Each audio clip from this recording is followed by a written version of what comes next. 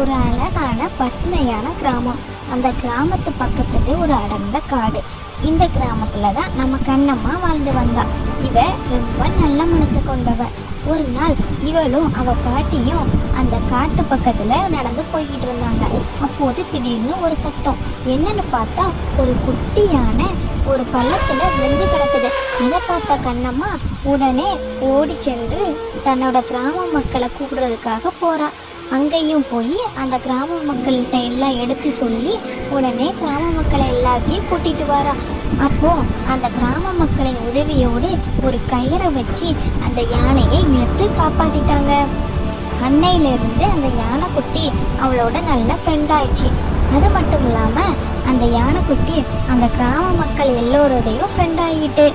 அப்போ திடீர்னு ஒரு நாள் அந்த யானைக்குட்டியோட அம்மா யானை கண்ணம்மாவட்ட வந்து என்னோட குட்டி யானை காணும்னு கேட்டுச்சு. உடனே கண்ணம்மா அந்த குட்டி யானையை அந்த அம்மா கூட காட்டுக்கு அனுப்பி வச்சா.